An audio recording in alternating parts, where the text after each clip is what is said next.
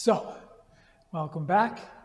Today we are going to start our first real unit of biology. So up until now we've just been talking about some of these skills and principles behind the topic of biology. And today we're going to delve into the first unit of actual biology stuff. And so now the study of biology covers living organisms from the very tiny up into the very big. And it actually extends beyond the individual organisms into the way that the organisms interact with themselves and the environment. And so when we study that interaction between organisms and their environment, we're talking about the study of ecosystems, which is a very important concept, especially for today's world, where we have things like climate change and mass extinctions of populations. Right? So the way that humans interact with the rest of the living world is a very sensitive topic, right? We can have a huge impact on the development of the earth and the creatures around us and the conditions around us. But looking at the way that other organisms interact with one another is important to understand as well. So understanding how a wolf interacts with deers, or understanding how trees interact with bumblebees. So these interactions, these relationships, play a large role in the way that the world around us is shaped. So that's the unit that we're going to talk about for the next 5 weeks or so. And today, I'm going to give you a brief introduction to the overarching structure of an ecosystem.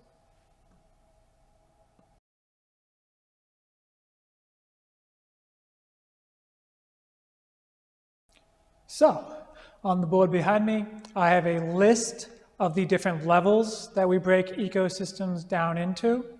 And it starts from the smallest at the top and works its way down to the largest at the bottom. So today's lecture is going to look at each of these things individually and how they are assessed in an ecosystem and how they impact the ecosystem. So the smallest level is the single individual organism. So just one of a thing. I'm an organism. Okay. The second level is a population of that organism. So nowadays in remote learning, right, I am a population of 1 in this room. But I can look at the population of humans in Lynn, right, or I can look at the population of squirrels in that tree outside. So a population is just a collection of a single species in a given area. A community is the next level up, and a community is all the living organisms in one space. So in this room with me right now, there is a community of organisms. I'm the human, right? But there's also a bunch of bacteria.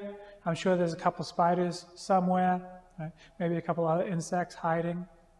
So all the living things in this space are part of the community.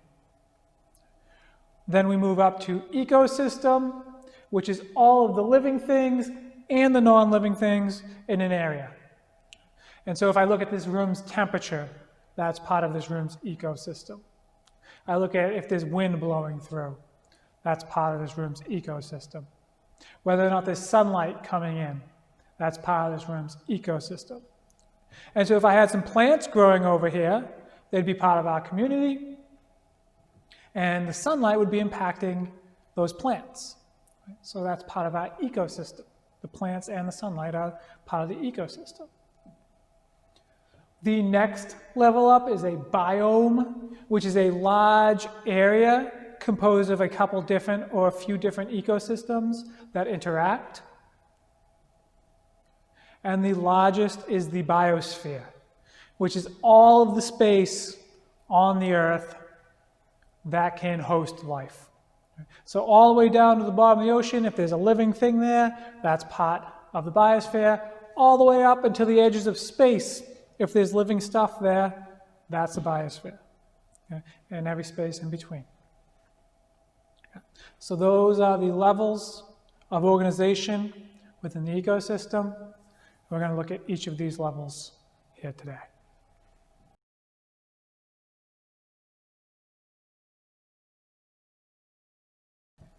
So, back to the smallest level of organization here in our ecosystem talk, that is the organism.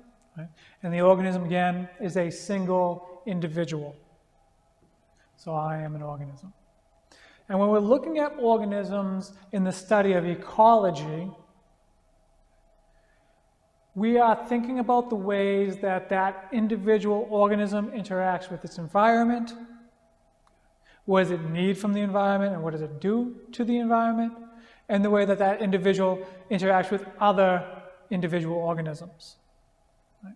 So it's a small scale assessment because the individual organism doesn't have much impact on the larger scale ideas. Right? So a single lion isn't going to ruin the Serengeti, no matter how hungry it is. Right? It's not going to kill all the gazelles. So we look at the personal resource needs of that individual. Do I have enough food to live for today? Right? Do I have enough water? Am I too cold to stay alive? Am I too hot for my proteins to function properly? Do I have mates around? That's a resource, and that's also an interest-specific interaction. So that kind of crosses the boundary between these two here. So we're looking at the individual needs of the organism, and basically, does the organism have the things it needs to stay alive? The other thing that we look at is intra, I-N-T-R-A, specific, species, interactions. Right? So this is interactions between myself and other humans. And now as humans, we're fairly social creatures. Right? We live in tribes, we help each other. Sometimes we hurt other people, right, if they're from other tribes. So we evolved as very tribal creatures. Okay. So the interaction between humans is an intra-specific interaction. And so when I meet a human I don't know, right, I as an individual might be friendly, I might be aggressive, I might be hostile, I might be helpful. Right? And that depends on the individual. So yeah,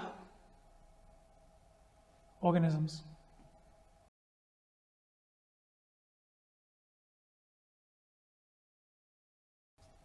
So I move one level up in the size of my levels, right, and I'm dealing with populations.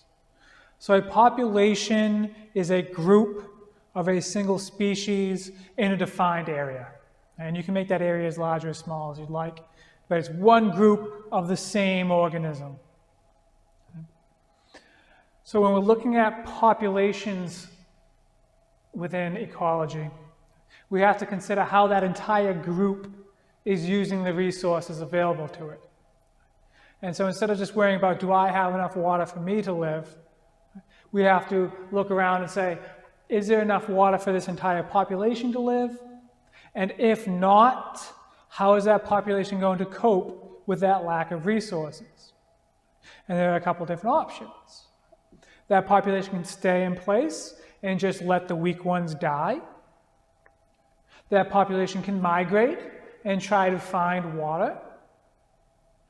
Or that population can try to share the water that's available in a way that benefits all of the organisms. Right? And different types of species utilize different approaches to this. Now, more social species might help each other, right, and come up with creative solutions. More individualistic species might just say, forget you guys, I'm stronger than you, I'm going to fight you, and I'm going to take the water. You're going to die, and I'm not.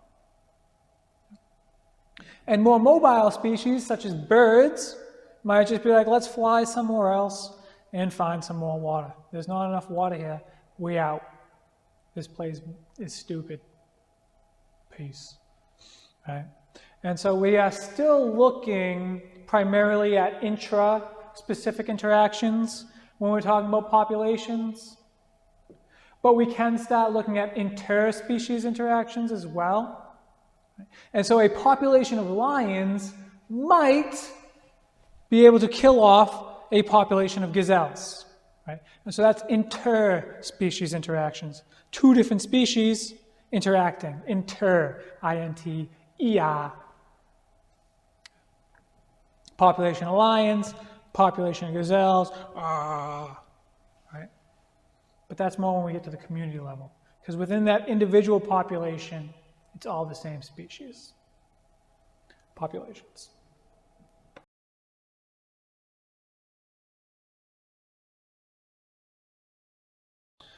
So then we move into communities, right? And a community is all of the living things in a defined area. All of them. When we're talking about communities, we are now going to evaluate the availability of shared resources. And so resources like the sun are pretty easily shared. And now if I have a really tall tree and a tiny little bush, we start seeing competition even for a resource as abundant as the sun. Right? That tree is going to beat out that bush. Right? And now some resources are really, really limited. Right? And so maybe there's only so much food in this particular community. And so I have the lions fighting the hyenas for the food, right? And so that's a type of interspecies interaction on a community level. This food fight. There are also beneficial interactions between species at a community level, right? And so bees are flying around, right? And they're visiting flowers, and they land on the flower, and they suck some nectar out of that flower, and they fly to another flower, and they suck some nectar out of that flower, and they're flying around. They are getting food, right? They're getting sugary, liquidy stuff from the flower, but they're also delivering that flower's pollen to the other flowers around it. And so that's an interspecies interaction that's beneficial for both. So these are the kinds of things that we assess when we look at communities. How the living things are interacting with one another.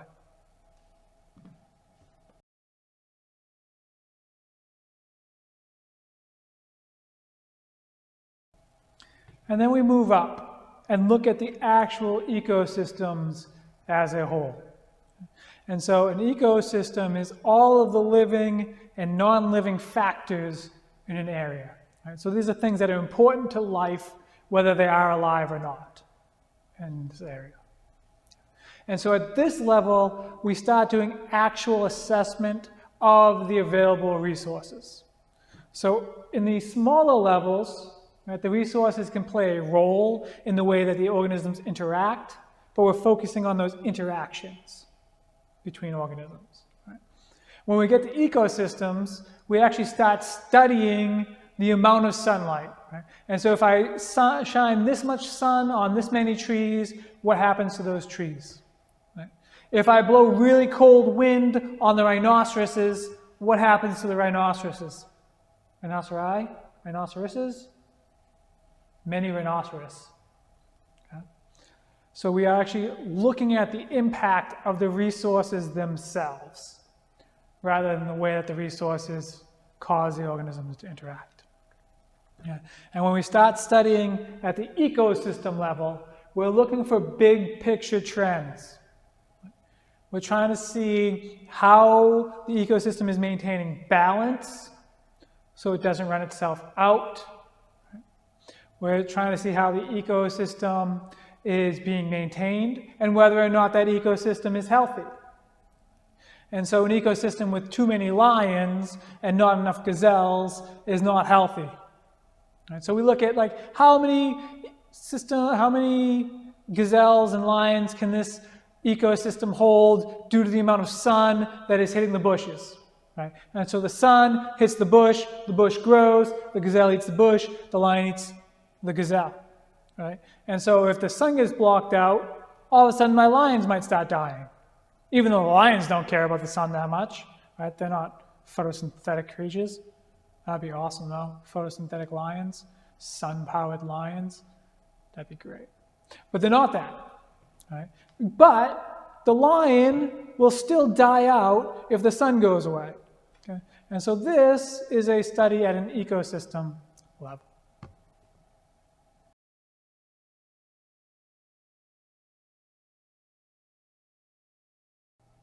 So that just leaves us with the two larger categories, which are biomes and the biosphere. And so biomes are literally just looking at when you have multiple ecosystems interacting with one another. So if you have like a mountain ecosystem next to a valley ecosystem, right, that's a biome. The biosphere is all of the ecosystems together. And when you're looking at the biosphere, you have to consider things like global weather patterns, right? And so if it's warmer in Miami, how does that impact the whales in Canada? Stuff like that. Big, large-scale connections. And the thing about ecology is that everything is intertwined. So small changes in one place can have large effects in another, maybe even totally unexpected place. And so the connections between different organisms and the environment around them is not always very straightforward.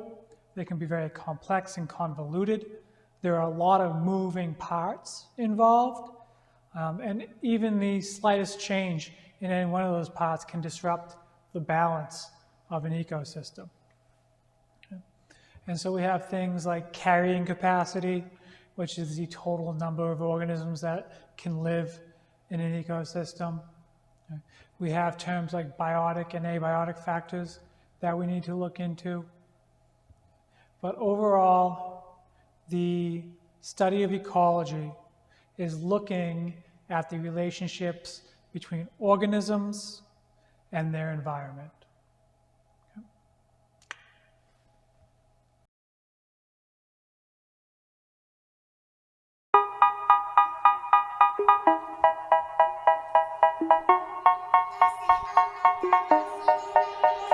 They say, oh my God, I see the way you shine. Take your hand, my dear, and place them both in mine.